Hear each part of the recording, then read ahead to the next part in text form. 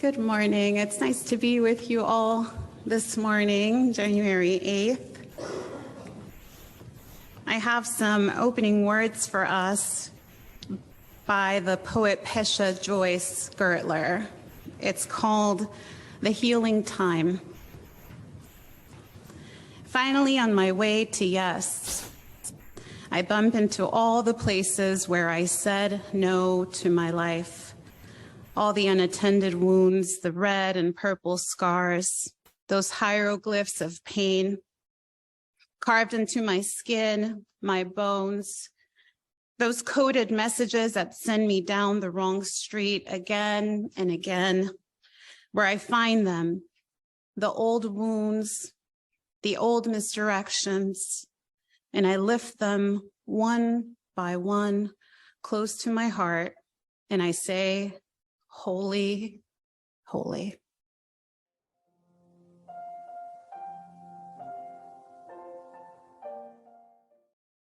Wow, so the book is called Changes, Changes by Pat Hutchins. Let's see what the book is about.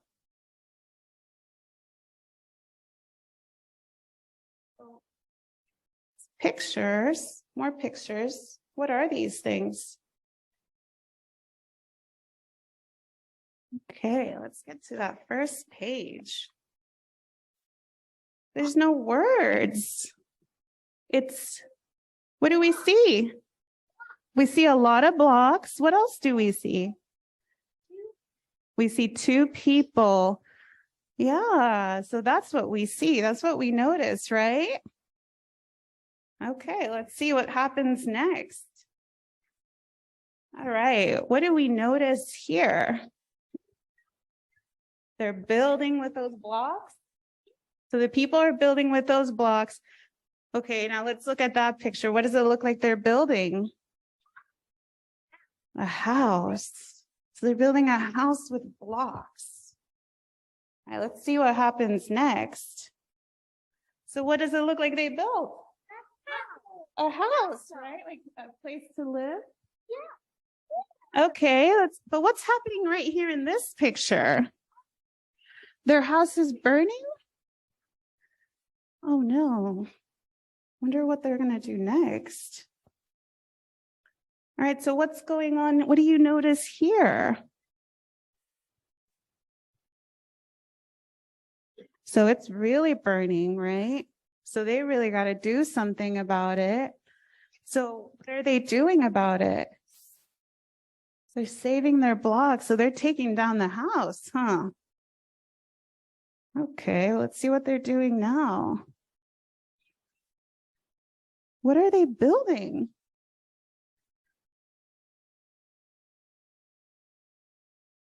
A fire truck.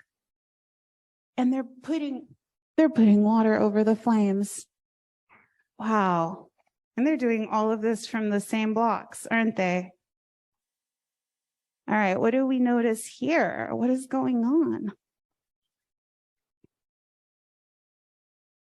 They're definitely building something, right?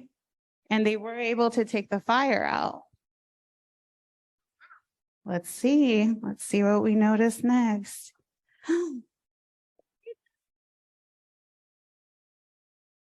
What do you see? What do you think? What does everyone else think that is?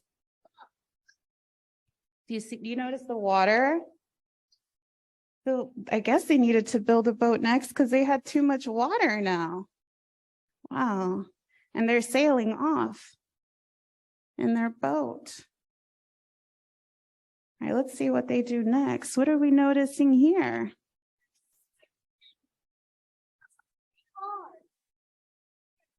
Okay, so they got to the end, right, of the water. So now that they got to the end, they have to do something new. And now they're building, let's see. You think it's going to be a truck? Let's check out what's coming next. I really want to know. Okay, wow, they're building a truck. You were right. Wow, okay, so now let's see. It's a truck now, right? Remember when it started as a house? Now we have a truck. All right, let's see. Okay, wow. Okay. So they have a truck. And now I notice that there's this. Do you notice that? Under the tire? I wonder what that means they have to do now to like prepare for that kind of road, it looks like, right? Does that look like a train too? Wow, so they're building now because they have to do that because of the way that the road is, right? Because that's a track now. Yeah. So now we have a train on train tracks, but do you guys notice what happens here? Yeah. The train track stops. So what are they going to do now? Build something else. What do we think they're going to do? They're going to build a house again? Let's see. They built their house again. It could look like a church. It could. It could also look like a castle. And I'm actually curious, okay? Because you remember the first house they had that had the fire? It looked a little different. Do you notice the difference? And it wasn't at the end, but they still built the house anyways, didn't they? Wow. So what do you like about this story called Changes, Changes? Yeah. You like how they keep building stuff and going through stuff. It's what? It's hooky blue.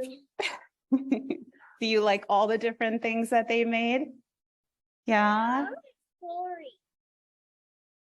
We're all learning, right? Yeah. So my takeaway from this book is that no matter what, they didn't give up, right? And they were able to take what they already had and they can keep making something new.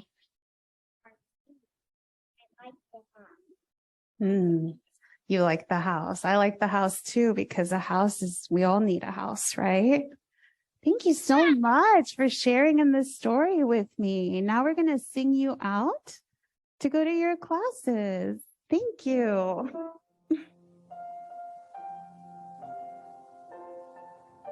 My reflection is titled, How Word Meanings Affect Life. Little side note, I have to make up the title before I've completely finished my writing, but it fits. William Bridges gives us a metaphoric hint about how we should consider the two words change and transition. Whether figuratively or literally, we all know, as he says, quote, a rearrangement of the furniture, unquote, is usually just a temporary change. An example of the literal meaning is me moving the furniture in my house countless times to accommodate my husband's diminishing mobility. And sometimes I moved a desk or a table or bookshelf just because I thought it would be more pleasing and useful in the new location. Those kinds of temporary changes were made suddenly and abruptly for pragmatic reasons. They were not meant to significantly impact our mental and emotional lives going forward. Going forward is an expression that fits with the meaning of transition. We usually respond favorably to a smooth and gradual transition from one idea to the next. We transition from what is known and familiar to a new concept that would have felt uncomfortable if presented abruptly. Sometimes we are not even aware a transition is happening. Or if we do vaguely realize a change is creeping up, we do not immediately grasp the significance and depth of it, or how and when it will impact our future. As many of you know, I have recently experienced the change from wife to widowhood. I say change because some aspects of my husband's death seemed sudden, happening sooner than I expected. But his passing was also part of a gradual transition. I had been trying to prepare for that moment over several months, or even years if you include the practical furniture moving mentioned earlier. In the 4 weeks since Tom's passing, I have often asked myself, what's next? I have learned that purposely transitioning from one mental state or situation to another does not always mean that a person will be completely ready for an anticipated life change. We cannot know or prepare for everything ahead of us. Even though I have long kept busy apart from taking care of Tom by pursuing formal education and by supporting organizations in my philatelic hobby, I now realize those activities were peripheral sidelines. They were not my main purpose in life. They did not require the level of caring commitment I had for Tom. What new function can I provide now, and to whom? In addition to participating more on UUCCI teams, should my life now transition to actively caring for underserved members in the Columbus community?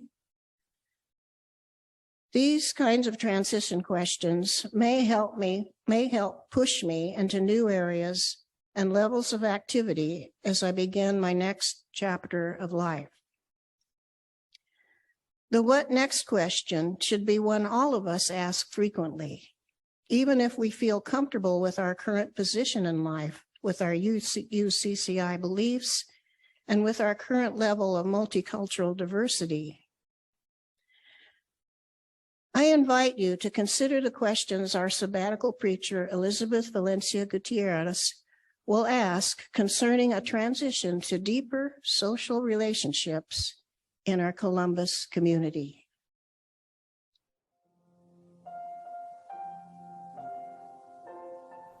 We do have a reading, so I'm going to read that to you before we move into the sermon. And the reading is by William Bridges from his book, Transition: Making Sense of Life's Changes. And he says, anyone who has ever remodeled a house knows a good deal about personal transition because such an undertaking replicates the three-part transition process. It starts by making an ending and destroying what used to be. Then there is a time when it isn't the old way anymore, but not yet the new way. Some dismantling is still going on, but so is some new building. It is a very confusing time, and it is a good idea to have made temporary arrangements for dealing with this interim, this neutral zone state of affairs, whether it is temporary housing or a time of modified activities and reduced expectations to make the old housing work. And as the contractors always warn you, remodeling always takes more time and money than new construction. Good advice in regard to transition too.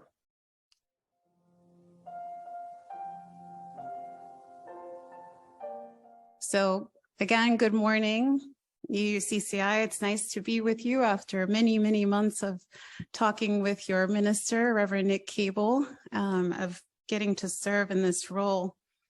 And what a pleasure to be with you all right now, 8 days into our Gregorian 2023 year. You know, life brings us to places, to meeting people, to new experiences that create these new connections and bring forth new stories, new narratives for us to tell. And I look forward to the opportunity of sharing more about me with you as we move through our time together in the next few months as your minister, Reverend Nick Cable, embarks upon this sabbatical. This is a time for rest, renewal, rootedness, transformation, connection. As my colleague, your minister is on this journey, and so too are you on a journey, and I'm grateful to get to accompany you from January through April. So this morning, as we think about sabbatical and rest, I want to invite us to also consider thinking about change and transitions. This time of year with winter time and winter solstice just behind us, with the new year festivities, it's a time filled with meaning-making opportunities alongside a lot of messaging, corporate advertisements all around us, lots of posts on social media about goals and resolutions.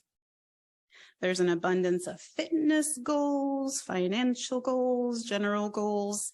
And maybe part of that is because there's something about a year coming to an end that really sets off something new starting. This time of year can feel motivating.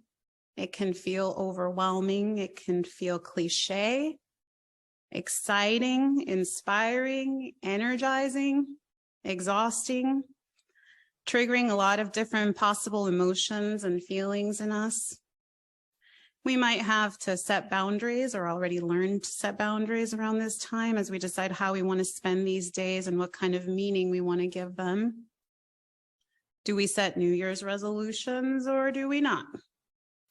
I personally am cautious with how I set goals. I seek for them to fit into my current reality and to be realistic and gentle and baby steps. So this morning, I would like to invite us into a journey together, setting an intention with you. Together, I want to invite us into an invitation of reflection, as we will be invited to reflect throughout these months on important people, places, and experiences that have been formative in our own spiritual development as individuals and as a community, you as UUCCI, and also as part of the larger UU community and maybe other communities that you're a part of. And I want to name this. During our time together, there may be stuff that arises within us, emotional stuff, and that can happen when invited into reflection about our lives. I invite you to see these moments as opportunities for self-awareness and opportunities for healing if they are needed. So may our time together be filled with gentle kindness to ourselves, compassion for others, and the reminder that we are never alone on this journey called life. So, on this idea of change and transitions,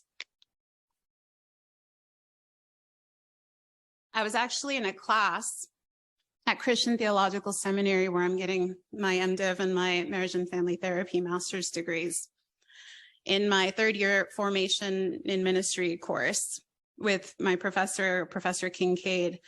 And he was talking about William Bridges. He quotes him in his own book. And I was taken aback when this distinction between change and transitions was made, and it took me to appreciate what appears as a subtle difference in that moment in that class. So the author William Bridges was an author and speaker on change and transitions, and he made this distinction, and a lot of his work is in the business world and organizational work. So for William Bridges, the distinction is that change are those events themselves, a change of career, becoming a parent, becoming an empty nester, losing a job, a change in salary, a change in religious congregation, a change in a religious faith, spiritual identity. Change is external. It's what's happening on the outside.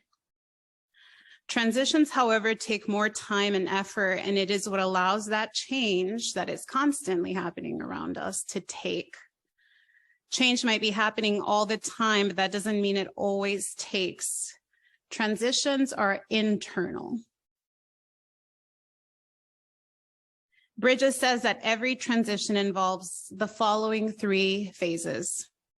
Number 1, an ending where things like a relationship, a job, a life, a way of understanding has been brought to a close. 2, a neutral zone that surfaces everything from confusion and grief to clarity and anticipation. And 3, a beginning in which a new chapter of life happens. And he writes that without a transition, a change is just a rearrangement of the furniture. Unless transition happens, the change won't work because it doesn't take. Whatever word we use, our society talks a lot about change, but it seldom deals with transition. And he goes on to say, transition does not require that you reject or deny the importance of your old life, just that you let go of it. Many of our ancestors in our cultures, no matter where we're from, already have beautiful traditions and rituals for letting go, which includes how we grieve, how to live in a time of separation, lamenting rituals. And sometimes we just need to reconnect to them or learn about them for the first time. So William Bridges isn't exactly telling us how to do it, but he's saying we got to let go. The psychological reorientation that people must go through to make the change work does not actually start with something new. It starts when people can get to a place where they can acknowledge and let go of that old situation, that old perspective. And so endings in the William Bridges model come first. And transitions happen when we let go of what we are currently doing and take time for processing and healing. Even the transitions that come from changes that don't seem to hurt, that appear as really good changes, begin with a loss of some kind. So what I love about this model is that it makes room for all that emotional stuff that we go through as we live, connect, and lose connection with people, lose relationships or jobs, and the abundance of examples that we could name, especially since COVID began in 2020. So again, that first phase of ending, losing something, letting go, this phase can bring up things like fear, disorientation, denial, loss, anger. The second phase of moving into this neutral zone involves not necessarily yet moving forward. It can bring up uncertainty and confusion. It's also a time of learning how to cope. And this can bring up emotions like resentment, skepticism, in the business world, low morale, maybe even in our congregations. What can help during this time is having a community, maybe like this one. Support from a minister, a pastoral care team, therapist, spiritual director, friends, family, a lot of rest, hydration. And then the phase of a new beginning shows us new things and new ways, and it can be scary, but there can be high energy, openness to learning, renewed commitment. This is a time to continue with that support, with good communication, and a time to find ways to celebrate and to have joy. I don't think we celebrate enough. And as we move through the next few services, we'll continue to bring up William Bridges and his model and what this means. He's, again, serves more as a guideline, doesn't really take us through the step-by-step. I recently led a processing group where we processed 2022 together, and we began to look forward into the Gregorian New Year of 2023. Most of us talked about 2022 like it was 2021 and 2022, TOO. In my work as a marriage and family therapist intern right now, working with youth, it is necessary to process COVID since it began with these students and their families, because of all of the loss and disconnection that they've experienced, that they cannot just leave behind. All of us have experienced things that we haven't really learned, given a name to, moved into, however we compartmentalize in our heads. We haven't been able to do that because COVID doesn't fit the model of, say, for example, a tornado, a hurricane, right? Natural disasters. and every state handled it differently. Every job handled it differently. So there is such a need for us to process a lot. There's a lot of ways in which change has happened. Now, I want to tell you a little bit about my changes and transition into Unitarian Universalism, especially as I am still in deep formation as a student of ministry. Most of my experiences with UU have been here in Indiana. I have come to witness UU as a safe space for me, but I've also noticed that UU also easily became the place where some of my work cut off in processing where I came from into Unitarian Universalism. Most people in our faith come from different religions, religious communities, and homes. Some of us have even made several stops before we got here. With us and with this, though, can come again those unresolved emotions, happy feelings and memories, nostalgia from rituals and traditions and people that we miss, pain in our bodies from people who use theologies that hurt us or that we saw hurt other people. Others have arrived here through their parents, being second or third generation Unitarian Universalist. I, as a student of ministry right now, have an innate curiosity about the stories of Unitarian Universalists and our friends who show up in our congregations and maybe don't call themselves UU. And I'm also curious about transitions into Unitarian Universalism within Unitarian Universalism. Once we're here, what happens to who we are and who we brought with us into these spaces? What do we do with all of that life? When I joined Unitarian Universalism, I came into the church, UUI, Unitarian Universalist Church of Indianapolis.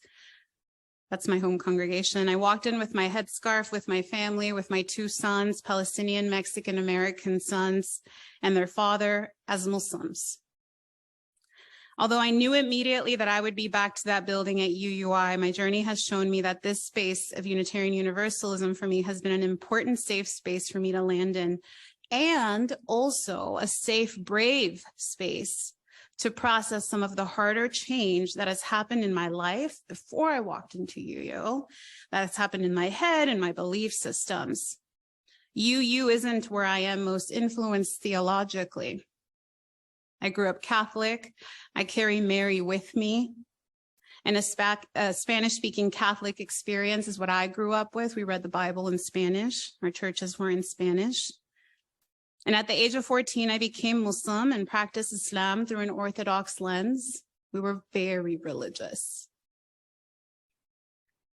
UU became a space, too, where I began to avoid some of that work, though, that I needed to do to transition myself because there weren't the resources that someone with my background could use to process who I was when I arrived at a UU congregation.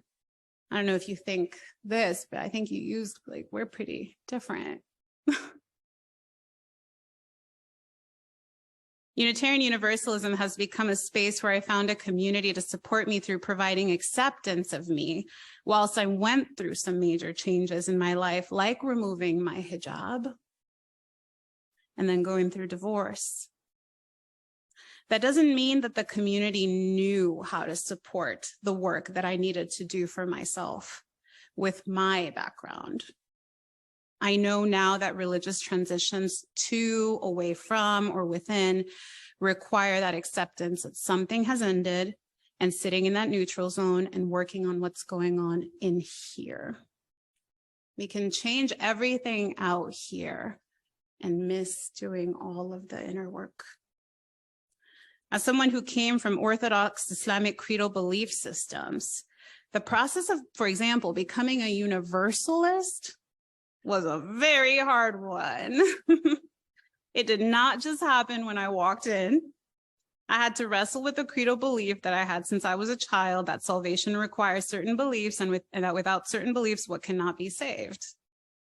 It's part of the reason why I rejected the invitation to UUI several times. And the change didn't take just after 6 months. I went back and forth between sacred texts, commentaries, conversations with people, journaling, therapy, tears, and just a lot of wrestling with my belief system. At times, this journey did feel very, very lonely because, again, my experience as a Muslim coming into UU is very different. 7 or so years later, I can say that I am a Muslim Unitarian and Universalist. The change of finding an additional religious home known as Unitarian Universalism for me has finally taken. And the stories of what brought us into Unitarian Universalism, into these communities, are all different. And curiosity is a tool that supports how we invite in our stories and narratives. My hope today is to continue to invite in curiosity, to notice where in all of our journeys as individual people, we have not let go of something so that we can move more fully into something new. And so when we think of change and transitions going back to bridges, especially in the context of the sabbatical journey that you're all on right now, I invite us to ask a question. And I invite you to take a breath before I ask you the questions. If you'll take a deep breath in and a deep breath out. And I invite you to take a breath because it's always so important for us to live into our bodies, invite our bodies in, not just our mind. If you're familiar with the work of Brené Brown, researcher Brené Brown, Dare to Lead, she talks about needing to take off our armor of perfectionism. And part of what forms this armor is the way objectivity is perceived by systems that leave out feelings and emotions or our permission to be embodied. When we leave out our bodies and the feelings and emotions that arise, we block ourselves from discovering our authentic selves, our authentic values, from taking risks, and we deny that emotions drive our most thoughtful and rational decisions. Vulnerability, to Brené Brown, is a prerequisite of courage that helps us become more resilient. And so with that said, in that deep breath, I invite us to ask ourselves, what is it time to let go of right now? What is it time to let go of right now? I invite you to think about this and just take a few moments with that question. What is it time to let go of right now? If it helps to recall 2022, recall 2022. If it helps to bring it back to 2020, then go back to 2020. Sometimes we carry the burden of so much change that has been carried for many years, or we carry uncomfortable experiences that we've lived through that we want to be less burdened by now. So what is it that it's time to let go of right now?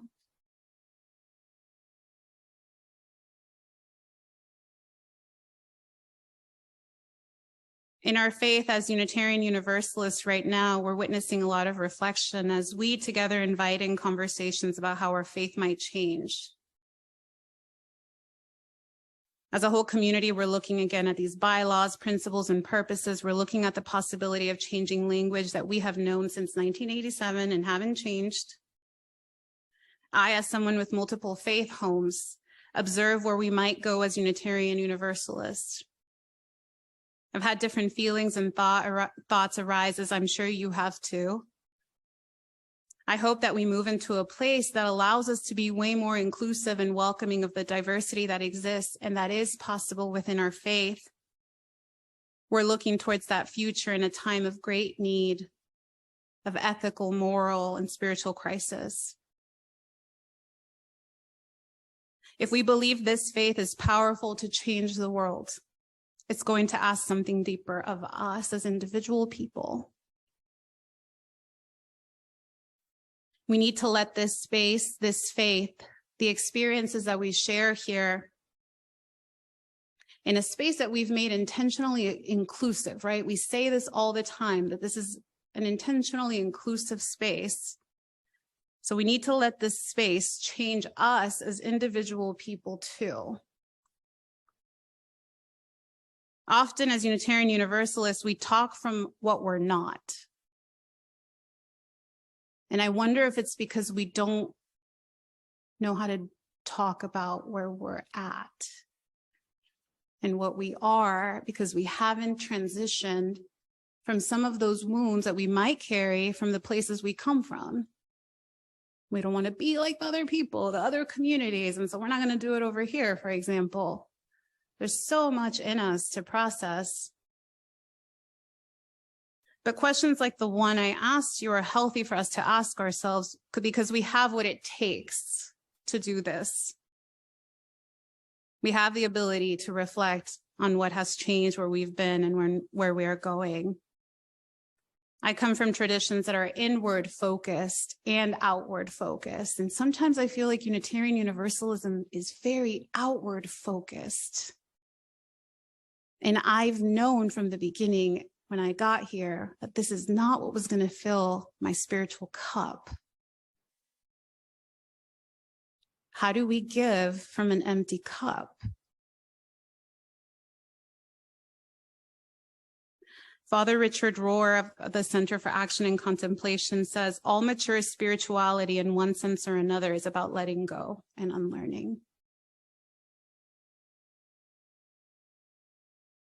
I believe very deeply that Unitarian Universalism can be the home that we need it to be. And it is my hope that it can be the home that others need it to be. For people like me and my children, where we have grown up in different spiritual homes, have a very hard time inviting people to our congregations who are people of color. Again, because a lot of our spaces, we do a lot of the inward focused work too. And we're I feel like we're still figuring out how to do this. There's some outward work that, some communities want, right? Like we have our ways of doing worship. I believe so deeply that transitioning ourselves as individual people will help us be more authentic with others around us, beginning with our families, our friends, and then moving into authenticity within our congregations.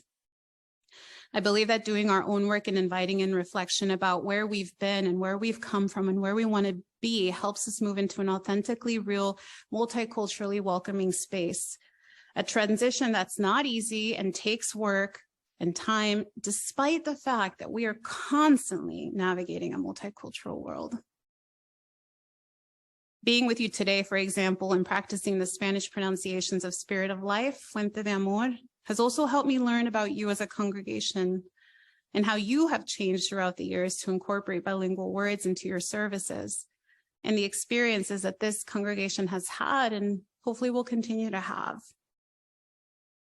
UUCCI already hosts some meaningful relationships with the Jewish community, with the Hindu community. I just think it's so cool that you share property. And I've listened to the beautiful podcast led by your minister, and there's two other people. One's a Muslim woman. And I just love the work you guys are doing. You're already a congregation that shares your spiritual journeys about where you are now. And so my hope as we move into the next Sundays together is to invite you to also reflect together on where we come from so that we can try to move forward with a processing that helps us heal and let go. On a recent fortune cookie, I had these words: if you think you're too old for something, do it. And I loved it because eventually I hope to know how to roller skate, even though I'm still scared of falling in the wrong way.